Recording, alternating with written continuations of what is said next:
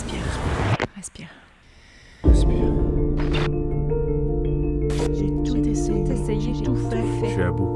On dirait que je frappe un mur. On dirait que je frappe un mur. Respire. Je suis pas belle. Check ses photos à Mon elle. Facebook a l'air de rien à côté. Pas Check belle. ses photos à elle. Sans vide. Sans fake. Tout donné ce que je me suis donné à Je venais à fond. fond. Il n'y a plus rien qui fonctionne. J'arrête pas d'aider tout le J'y monde, crois pour les autres, mais plus pour moi. mais plus pour moi. Je cours tellement, Je suis vidée. j'arrive plus à respirer. Les enfants sont partis, la maison est payée. Pourtant, il y a comme un grand vide. Pas juste dans la maison, là, mais entre nous. entre nous. Je me sens fake. Fake. Respire. Respire. J'ai donné tout ce que je pouvais. Respire. Respire.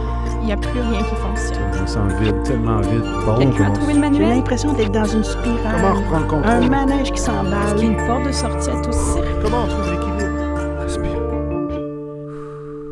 OK. Respire. North on Sheridan, 10-4, and 2090 break.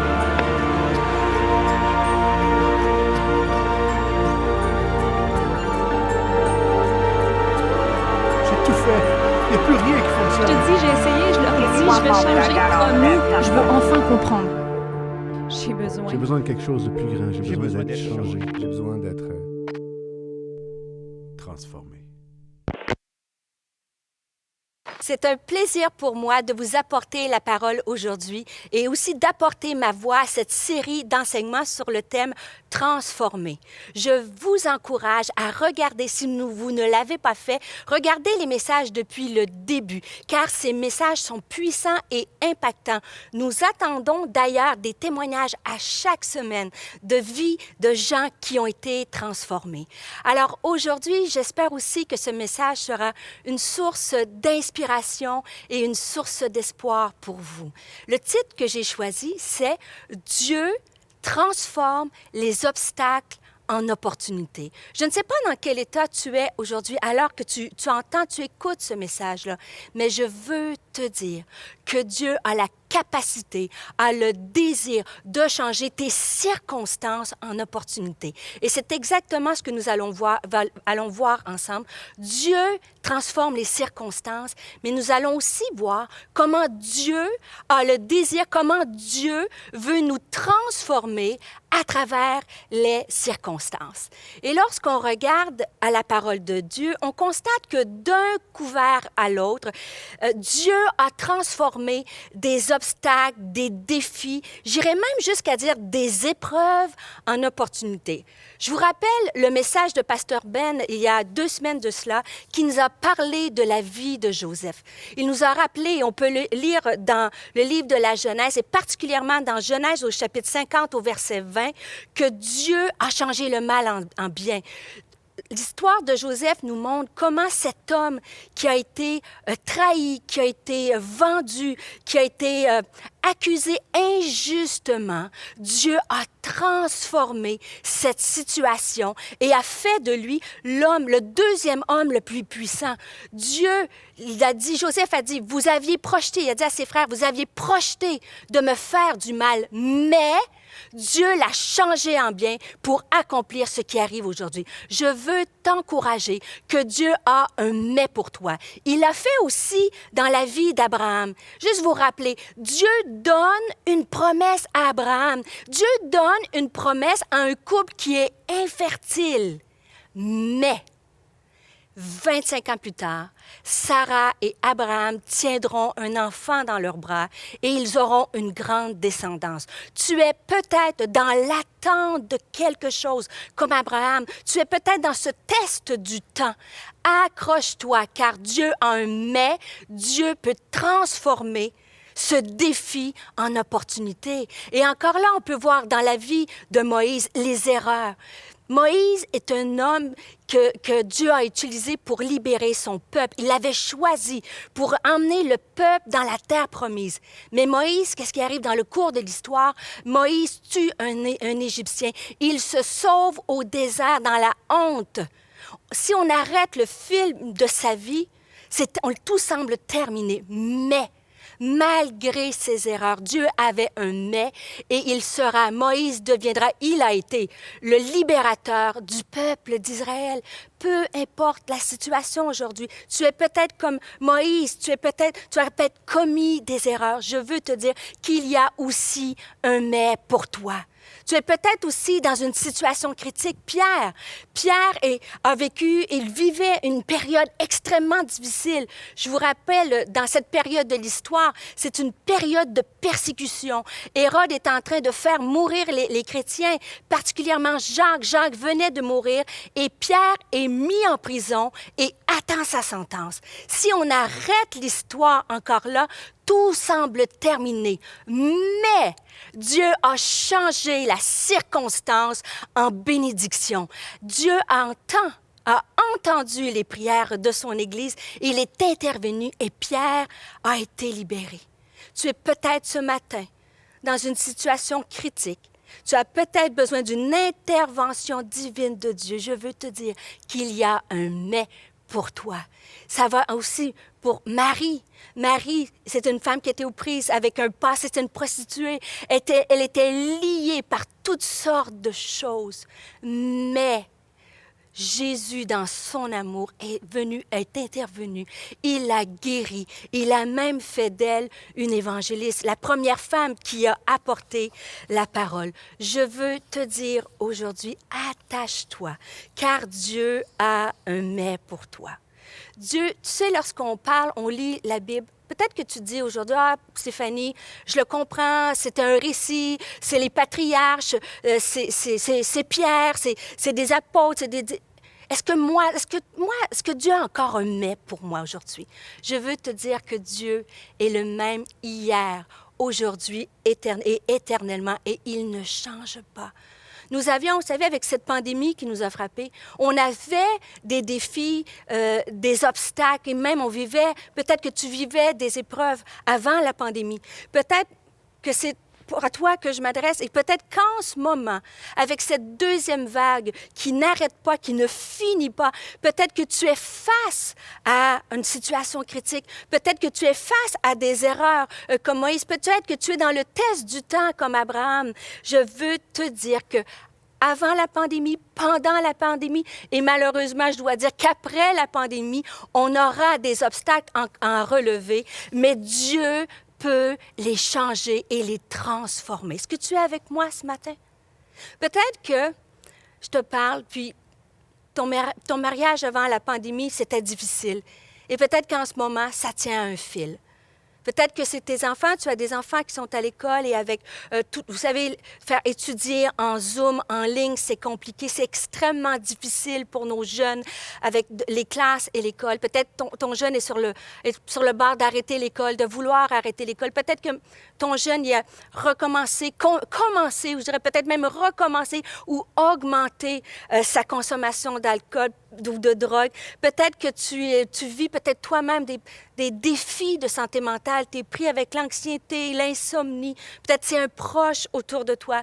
Peut-être que c'est quelqu'un, tu écoutes son message, tu dis, ben moi, c'est pas ça. Moi, la pandémie fait que je travaille trop. Je suis épuisée, j'ai besoin d'oxygène.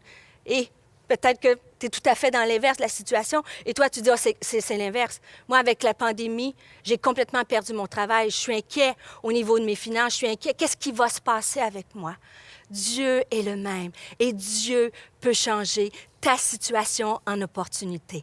Et ce n'est pas parce qu'en ce moment, tu ne le vois pas agir comme Joseph, comme Abraham, comme Moïse, comme Pierre alors qu'il était dans sa cellule, ce n'est pas parce que tu ne le vois pas agir que Dieu n'est pas en train d'agir. Et si on regarde cette image-là, et ça me faisait bien sourire parce que lorsqu'on regarde ça, c'est comme une mer d'huile, tout est tranquille, on a l'impression que tout est arrêté, il n'y a pas de vent.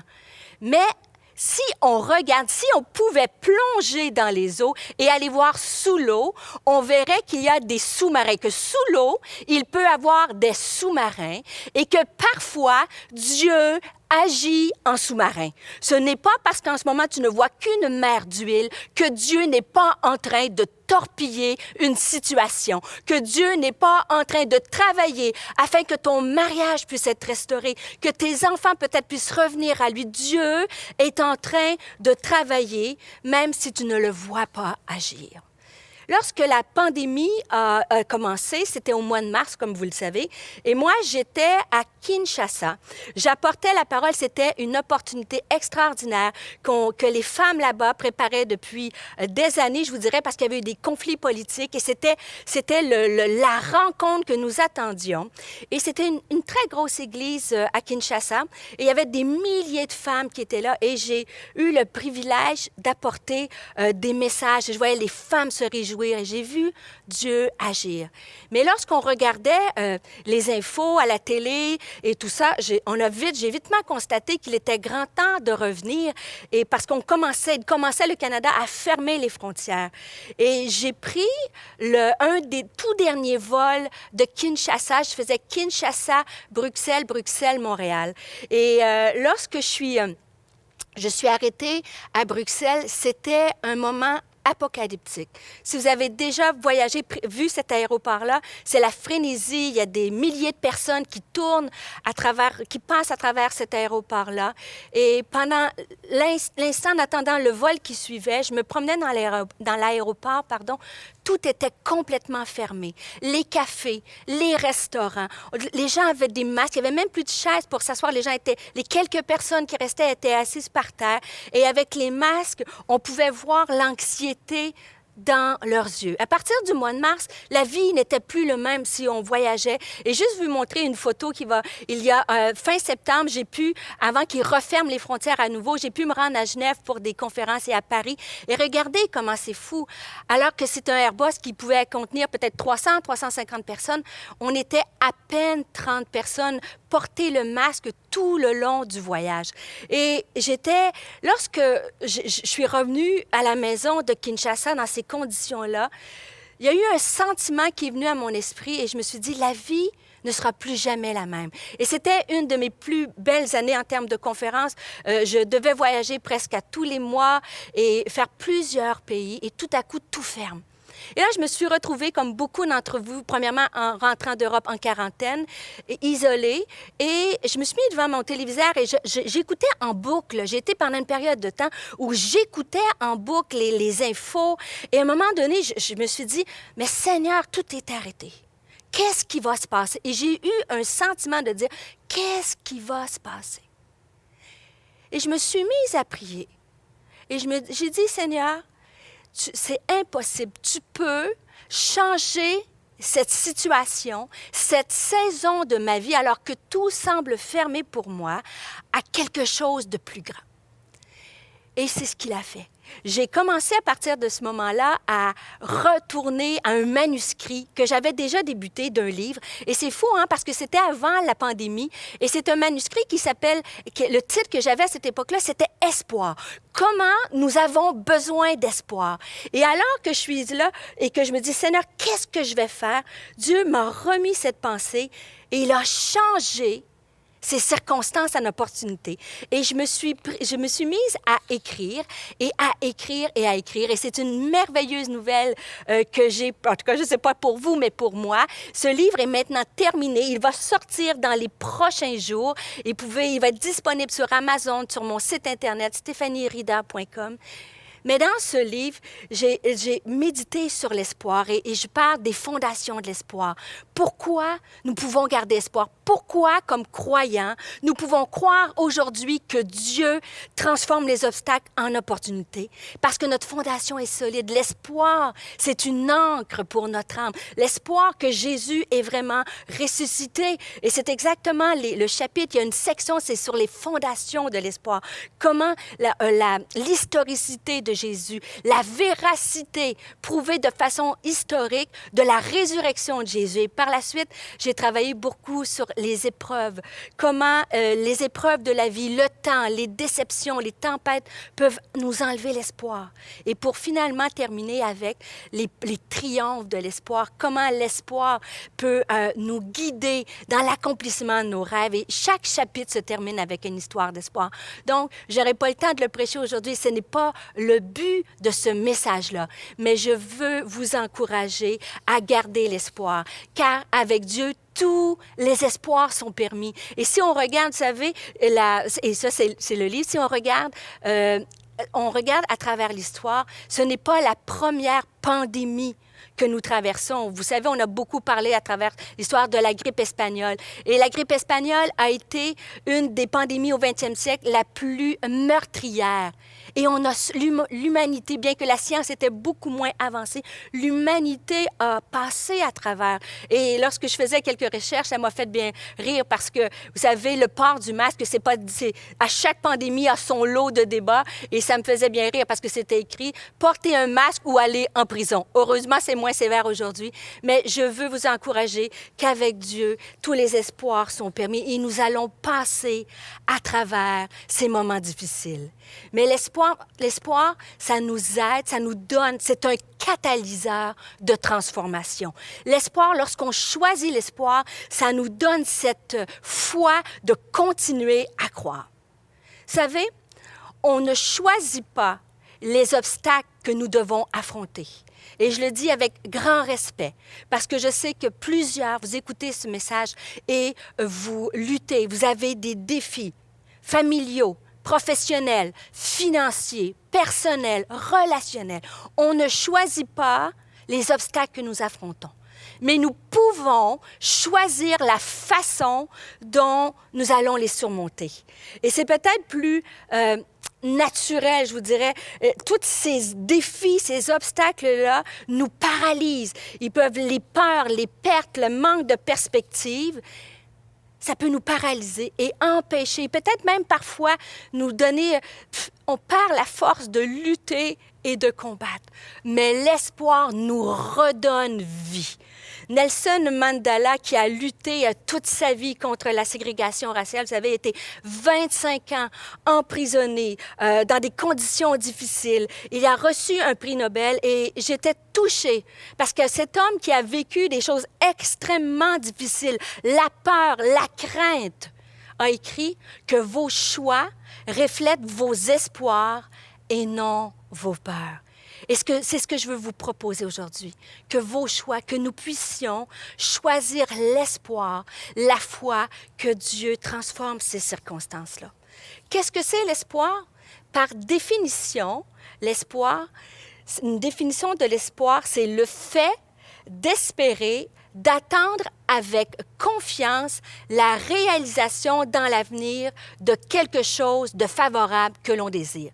C'est ça l'espoir, c'est espérer, attendre quelque chose de mieux et de favorable. Par contre, si on s'arrête à cette simple définition, on fait fausse route. L'espoir, ce n'est pas non plus comme une émotion qu'on ressent, vous savez, comme la peur ou la joie, une émotion qui peut varier selon les circonstances. L'espoir non plus, ce n'est pas, et je le dis en rien parce que souvent, des fois, on va dire les gens qui ont beaucoup d'espoir, moi, je ne veux pas avoir cet espoir-là, j'ai peur d'avoir des faux espoirs. Mais avoir l'espoir ne veut absolument pas dire de vivre dans le déni, de vivre dans le pays des licornes et des bisounours et les sucres d'orge. Loin de là.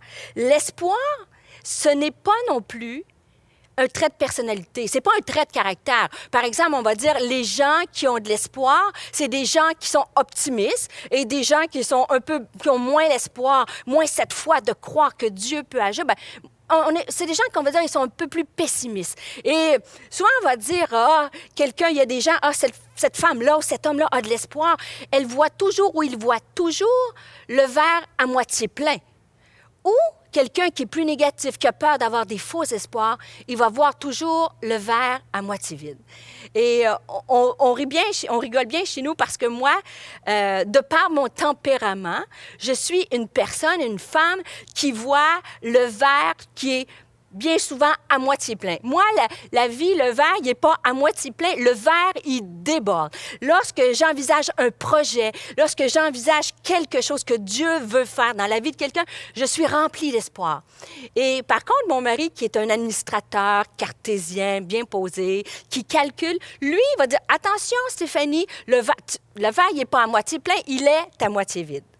Et dans le fond, l'espoir, c'est ni de voir le verre à moitié plein et ni de voir le verre à moitié vide. Ça n'a absolument pas rapport avec ça. L'espoir, c'est une décision. L'espoir, c'est un choix. La docteure J.K., qui est une chercheuse à l'Université de Toronto en psychologie, a écrit un texte et elle a fait des recherches sur ce sujet. Et j'aimerais vous lire une de ses citations. Elle a dit « L'espoir est l'aptitude à faire des choix qui nous permettent de continuer à aller de l'avant en dépit des circonstances. » Et c'est ça. Aujourd'hui, j'ai l'espoir que Dieu peut changer ma situation, la transformer. C'est un choix que je fais, que je choisis en dépit de ce que je vois aujourd'hui. Il y a une autre citation que j'aime beaucoup, et celle-ci, elle a été écrite par un psychiatre juif d'origine autrichienne, et cet homme-là a vécu vraiment l'atrocité des camps de concentration. Et il a écrit, « On peut tout enlever à un homme, sauf une chose, la dernière des libertés humaines, celle de choisir son attitude en toutes circonstances, de choisir sa propre voie. » Et c'est un premier point de ce message. C'est ce à quoi je veux vous encourager, à choisir, à mettre foi dans l'espoir du Dieu Tout-Puissant qui change les circonstances, qui change le mal en bien et qui réalise ses promesses. Et je veux vous encourager à dire, Seigneur, ce matin, peut-être que c'est difficile pour toi de dire, Seigneur, moi, je veux faire ce choix-là. Je veux croire, peu importe ce que je vois. Je sais peut-être que tu es en train d'agir en sous-marin, mais je sais que tu es en train d'opérer quelque chose. Dieu transforme les circonstances. Mais nous allons voir dans la suite de ce message que Dieu nous transforme à travers les circonstances. Et peut-être que ça va vous faire sourire, mais des fois, c'est peut-être plus important d'être transformé dans les circonstances que ce que les circonstances soient changées. Parfois, un changement de soi, j'ai écrit, un changement de soi est souvent plus important qu'un changement de situation. Si on choisissait, bien sûr, l'espoir de croire que Dieu est en train d'intervenir, mais si aussi on choisissait de voir les circonstances, les défis comme des opportunités de changement. C'est peut-être un peu dur ce que je vais dire, mais pensez-y un instant. Si au lieu de voir les obstacles, les prendre à reculons et lutter, si au contraire on disait, oui Seigneur, j'ai confiance en toi que tu es en train d'agir, mais en même temps, opère une transformation dans ma vie. Les obstacles de la vie peuvent, c'est un choix, nous rendre pires ou nous rendre meilleurs. Elles peuvent nous rendre amers ou épanouis. Elles peuvent nous rendre colériques, critiques ou pacifiques. Elles peuvent nous rendre égoïstes ou généreux. Les obstacles de la vie, peut-être qu'en ce moment, avec tout ce qui se passe, les contrariétés, te rend impatient ou impatiente, mais elle peut te rendre plus persévérante. Les obstacles de la vie peuvent nous faire abandonner ou nous fortifier, nous éloigner ou nous rapprocher de Dieu, nous détourner ou, au contraire, contribuer au plan de Dieu. Barack Obama, qui a été le premier président de couleur élu, a dit, vous savez, ça prenait tout un vent de changement. Il a écrit, « Le changement n'est jamais facile, mais toujours possible. Être transformé à travers les circonstances de la vie, c'est difficile. C'est parfois difficile, mais c'est toujours possible. » Aja Shah a écrit, « Toute véritable transformation sera précédée d'un grand moment d'inconfort. C'est le signe que vous êtes sur le bon chemin. » Est-ce que, en ce moment, à travers les circonstances de ta vie, tu es étiré de toutes parts? Est-ce que tu es sous pression? Peut-être que tu as envie, tu ne reconnais plus ton caractère, de la façon de t'exprimer. Peut-être que c'est le temps de dire, Seigneur, à travers cette situation, viens, Seigneur, la renverser. Viens transformer mon caractère. Fais de moi quelqu'un qui est plus compatissant au lieu d'être colérique. Quelqu'un qui va être plus paisible au lieu d'être hargneux, voyez-vous. Et lorsqu'on commence à rechercher la transformation, c'est sûr que c'est difficile. Vous savez, c'est beaucoup plus facile de se laisser aller dans des mauvaises habitudes que de remonter le courant de la transformation. Mais la transformation, c'est possible. Encore là, lorsqu'on regarde d'un couvert à l'autre de la parole de Dieu, Dieu a transformé des circonstances, mais Dieu a aussi transformé des gens à travers ces circonstances. Je vous ramène à Moïse. Moïse était un homme qui était colérique, un meurtrier. Il a tué cet Égyptien-là, mais encore un mais de Dieu. Dieu, il y a des mais de transformation de circonstances, mais il y a des mais de transformation de caractère. Mais Dieu a fait de lui, il est devenu un grand libérateur. Et même la Bible va dire de lui, dans le livre des Nombres, Moïse était un homme fort, patient, plus qu'aucun homme sur la surface de la terre. Il est passé d'un homme colérique à un homme patient. Transformation, un choix à travers l'épreuve. Difficile, inconfortable, mais possible. Si on regarde aussi par la suite Gédéon.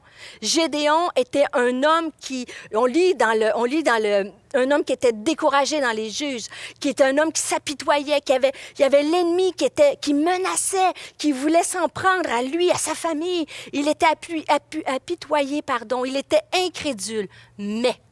Mais Dieu a fait de Gédéon un héros de la foi. Si vous lisez dans le livre des Hébreux, on retrouve les grands noms des héros de la foi. Vous trouvez Gédéon, ce jeune homme caché qui ne voulait pas aller affronter l'ennemi, qui se plaignait, « Je suis le plus petit ». Dieu a transformé son caractère et a fait de lui un héros de la foi. Dieu l'a fait pour Gédéon, il peut le faire pour toi. Pierre, un homme qui a renié Jésus alors qu'il est sous la pression.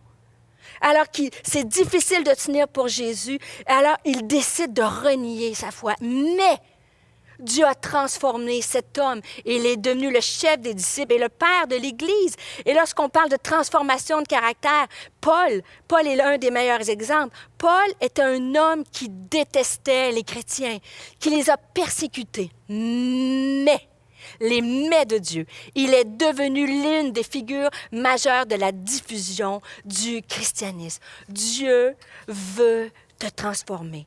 Dieu est capable aujourd'hui de transformer ta circonstance, mais il est aussi capable de transformer ton cœur. Et pourquoi je dis qu'il est capable de le faire?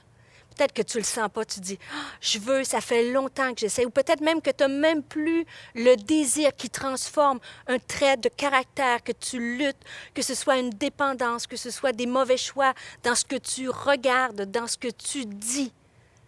Peut-être que c'est de l'impatience, peut-être que c'est de la colère, comme Pasteur Claude a si bien enseigné. Peut-être que c'est quelque chose, et avec la pression de la pandémie, tu as baissé les bras et dit « Je ne changerai jamais ». La bonne nouvelle, dans Philippiens, chapitre 2, verset 13, ça dit « C'est Dieu qui produit en nous le vouloir et le faire. » Si dès aujourd'hui, à l'écoute de ce message, tu dis « Seigneur, je me sens incapable, j'ose même plus avoir l'espoir que ça peut changer, que je peux changer. » Dieu, lorsque tu fais appel à lui, peut venir transformer ton cœur et te donner ou te redonner le désir de changer. Dieu est capable de donner ce désir-là de changer, mais Dieu est capable aussi de te donner la force pour être transformé. Dans l'Évangile de Jean, vous savez, ce fameux texte qui est si puissant, ce texte-là, dans la dernière année, a été un passage que j'ai médité à tous les jours, face à des défis personnels, face à des préparations de messages, face à l'écriture de mon livre. Je me disais, Seigneur, moi, qu'est-ce que j'ai à offrir, à donner? Mais toi, en moi, peut produire un fruit extraordinaire.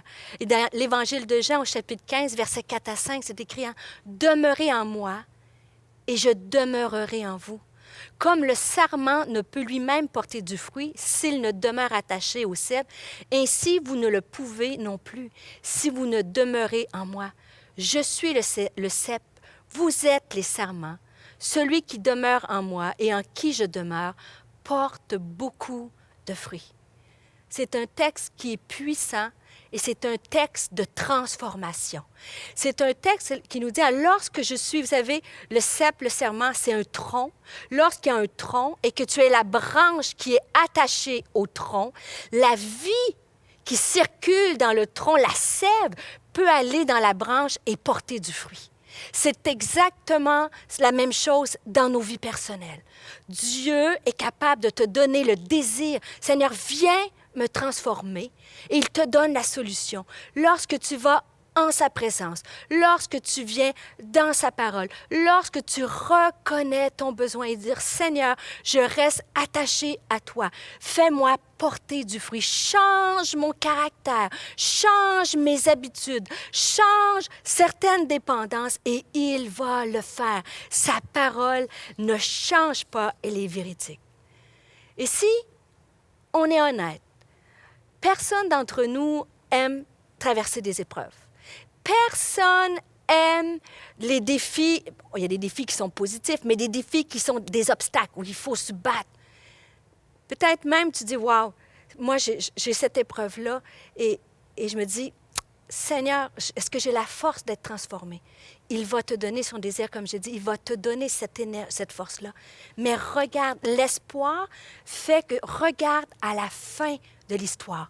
Repense aux mets, les mets de Joseph, les mets d'Abraham, les mets de Moïse, de Pierre, de Paul. Dieu va le faire et Dieu les a transformés. Et moi, il y a quelques années, moi, ma famille, nous avons, comme plusieurs d'entre vous, vous savez, chacun d'entre nous a nos défis et nos luttes et nos combats. Et peut-être, vous m'avez déjà entendu apporter la parole sur ce sujet-là, mais il y a quelques années de cela, j'ai été confrontée, moi et ma famille, à des défis familiaux importants. Et je n'irai pas dans le détail parce que je veux respecter toute ma maison. Mais une chose, la personne qui vous parle aujourd'hui, elle vous parle en connaissance de cause, sachant qu'il existe des mets de Dieu.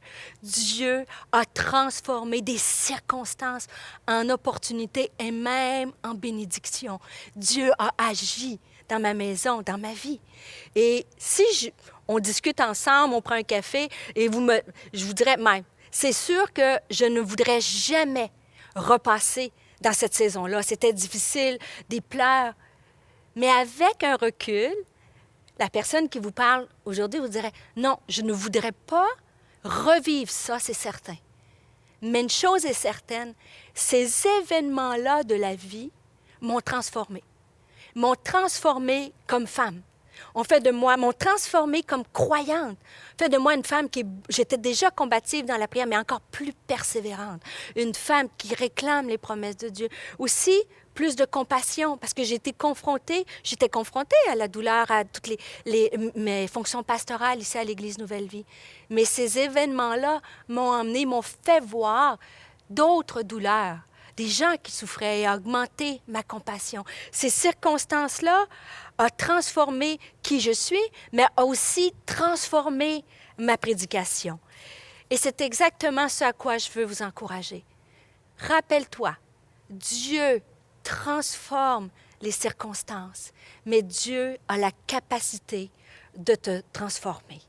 Et c'est pour ça que dans Jacques, il est écrit, lorsqu'on regarde dans le livre de Jacques, c'est écrit « Mes frères et sœurs, considérez comme un sujet de joie complète, imaginez, un sujet de joie complète, les diverses épreuves auxquelles vous pouvez être exposés. » Je ne sais pas si vous êtes d'accord avec moi, mais les épreuves, c'est rarement un sujet de joie, à moins qu'on les voit dans un autre angle et qu'on dit ces épreuves-là peuvent contribuer à quelque chose dans ma vie. Regarde comme un sujet de joie les diverses épreuves auxquelles vous pouvez être exposés, sachant que la mise à l'épreuve de votre foi produit la persévérance. Mais il faut que la persévérance accomplisse parfaitement sa tâche afin que vous soyez parfaitement qualifiés, sans défaut et qu'il ne vous manque rien. Et je me disais, je méditais en préparant ce message-là, je me disais, pourquoi cette transformation-là devrait être un sujet de joie? Et la réponse est dans le texte qui suit, dans le livre de Pierre. C'est fascinant. On va le lire ensemble. Ça dit, « Voilà ce qui fait votre joie. Même si actuellement, il faut que vous soyez attristés pour un peu de temps, par diverses épreuves. Celles-ci servent à éprouver la valeur de votre foi. Le feu du creuset n'éprouve-t-il pas l'or qui, pourtant, disparaîtra un jour? Mais beaucoup plus précieuse que l'or périssable est la foi qui a résisté à l'épreuve. Elle vous vaudra louange, gloire et honneur lorsque Jésus-Christ apparaîtra. Je vais le répéter encore. Elle vous vaudra louange, la gloire et l'honneur. À travers les circonstances difficiles, à travers les épreuves de la vie, Dieu, comme un potier, est en train de te modeler. Si tu le laisses te transformer, il est en train de te modeler et faire de toi un vase d'honneur. Et lorsqu'on parle de vase d'honneur, pour moi, en tout cas, la première pensée qui me vient à l'esprit, c'est les vases Ming. Vous savez, les vases Ming, c'est des vases qui sont bleus et blancs. Et voici, ça, c'est une illustration d'un vase Ming. Et ce vase-là est un des vases qui a été vendu le plus cher récemment. Il a été vendu au prix de 25 millions de dollars. Et vous savez, puisqu'on a du budget ici à l'Église Nouvelle Vie, alors j'ai demandé si je pouvais acheter un vase Ming. Et voilà, ce qui ressemble à un vase Ming, mais bien sûr, le mien vient de Chine, mais surtout du magasin du dollar. Et ce vase Ming-là, lorsqu'on le regarde, je me disais, Dieu fait de nous ces vases d'honneur-là. Et la meilleure illustration, c'est de regarder un vase qui vaut une fortune. Et je me disais, pourquoi un vase Ming? Bon, c'est joli, mais pourquoi un vase Ming vaut autant d'argent? J'ai commencé à faire des recherches. Et comment j'ai regardé à quelques outils de réflexion, et ça disait dans un texte, comment reconnaître le vase chinois de valeur? Comment savoir que le vase est vrai, et parce qu'il est vrai, c'est qu'il y a de la valeur? Premièrement, pourquoi un vase Ming a de la valeur? C'est son créateur. Les vases Ming ont été, ça vient de la dynastie, ont été créés à l'époque de la dynastie des empereurs Ming au 14e et 15e siècle. Donc, leur valeur vient du créateur à cette époque-là. Deuxièmement, la valeur des vases Ming, c'est leur mode de fabrication. Et c'est fou parce que la porcelaine utilisée pour fabriquer ces vases, ça provient d'une argile qui est réfractaire, chauffée dans des fours à très haute température, qui deviendra translucide, fine et brillante. Et si je m'arrête juste ici, Dieu fait de nous des vases de valeur, des vases d'honneur. Et qu'est-ce qui fait notre valeur? C'est notre Créateur. Nous avons été créés par amour, parfait à l'image de Dieu, le plus grand des créateurs. Nous avons été rachetés à la croix, la vie de Jésus, rachetés par la mort et la résurrection de Jésus. C'est notre valeur. Tu vaux le prix, la vie du Fils de Dieu. Tu as de la valeur. Et deuxièmement, tu as de la valeur parce que, et je regardais, parce que Dieu nous transforme. Ne sommes-nous pas Cette argile réfractaire, par diverses, notre caractère, notre personnalité, notre confort, cette argile réfractaire-là, mais lorsqu'il est chauffé par les épreuves de la vie, va devenir un vase, une porcelaine qui est éclatante, qui est brillante. Mais savez-vous, le plus frappant d'un vase Ming, comment on peut dire qu'un vase Ming est un vrai et que c'est une grande valeur, c'est sa longévité. C'est qu'il a été fait au 14e ou 15e siècle, à cette époque-là.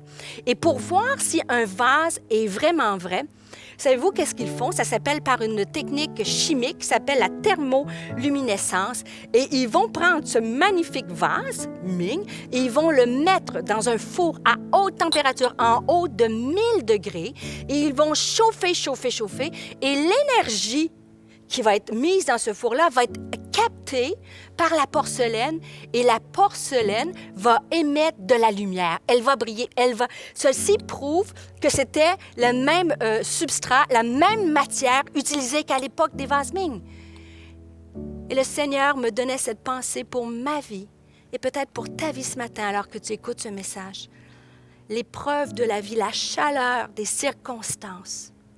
Tu es capable, à travers, alors que tu es dans l'épreuve, le four de l'épreuve, dans cette chaleur-là, te faire briller et te montrer que tu es un vase d'honneur.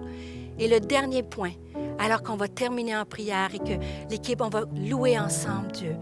Le dernier point, pourquoi on peut dire que c'est un vase Ming, un vase d'honneur, un vase d'une valeur inestimable? Lorsqu'on étudie, c'est qu'on regarde que les vases Ming ont une marque sous le vase. Et la marque, c'est fascinant, c'est la marque, c'est comme une signature. Et ça veut dire, c'est en mettant ce signe-là, ça certifie que les traces, que la marque qui est là, ça certifie que cette marque a été apposée au temps des empereurs Ming. Et je me disais, c'est exactement ça pour nous. Il y a une marque, peut-être qu'il y a une marque sur ton cœur aujourd'hui, une marque de blessure, une marque des épreuves, une marque du temps, peut-être une marque des erreurs que tu as faites, une marque de ton passé. Mais cette marque-là, par la grâce de Dieu, elle n'est pas en vain. Et elle nous aide à devenir ces vases d'honneur-là. Et si je tourne le vase, j'ai marqué 2020. Et ça dit, la marque du vase Ming, ça voulait dire fait pendant la période de l'empereur Ming. Est-ce que la marque de 2020, l'année 2020, a laissé des marques sur ton cœur, a laissé des marques sur ta vie? Ces marques ne sont pas inutiles. Ces marques ne sont pas vaines. Ces marques prouvent ta valeur, que Dieu t'a transformé et a fait de toi ce vase d'honneur. Alors, je veux nous encourager sous les pressions, les épreuves, les circonstances, que nous puissions émettre cette lumière-là et porter fièrement des marques de transformation que Dieu a fait dans nos cœurs. Alors, j'aimerais juste terminer en priant et te rappeler que Dieu transforme les circonstances et il a la capacité de te transformer à travers ces circonstances. Alors, j'aimerais prier avec toi, j'aimerais prier pour ta vie, j'aimerais prier pour peut-être ta famille et j'aimerais juste te demander où tu es, peut-être de fermer les yeux simplement et on va juste terminer en prière. Seigneur, je te remercie pour ta parole qui a été enseignée. Seigneur, ta parole dit qu'elle ne revient jamais sans avoir fait son effet. Alors, je te prie pour un homme ou une femme qui en ce moment a besoin de mais, a besoin dans une situation de sa vie que tu transformes ces circonstances en opportunités. Tu connais chaque besoin et chaque situation. Alors, en ce moment, alors qu'ils entendent ce message, tu leur donnes l'espoir, premièrement. L'espoir, le choix, de choisir l'espoir, que tu as la capacité de changer les choses. Et même si en ce moment, ils ont l'impression qu'ils ne voient rien, tu es, toi, en train d'agir dans leurs circonstances parce que tu es le Dieu Tout-Puissant. Tu l'as fait dans le passé et tu peux le faire encore aujourd'hui. Et je veux te prier pour un homme, une femme qui a besoin de transformation, que ces circonstances, ces obstacles puissent devenir une opportunité de transformation, comme tu l'as fait dans la vie de Moïse, d'Abraham et de tous ces hommes, Seigneur. Viens, nous te donnons nos vies, Seigneur, que nous puissions bien créer en nous le désir et le faire. Viens alors que nous dépendons de toi, que nous puissions porter du fruit pour ta gloire. Et Seigneur, fais de nous ces vases d'honneur qui vont briller et d'un grand prix. Alors je te remercie, Seigneur, parce que tu entends nos prières. J'espère que vous avez passé un bon moment dans la présence de Dieu. Je veux vous encourager à méditer ce message et surtout à demander à Dieu de venir vous transformer. Alors, sans plus tarder, nous allons terminer cette célébration dans la louange avec le groupe d'adoration.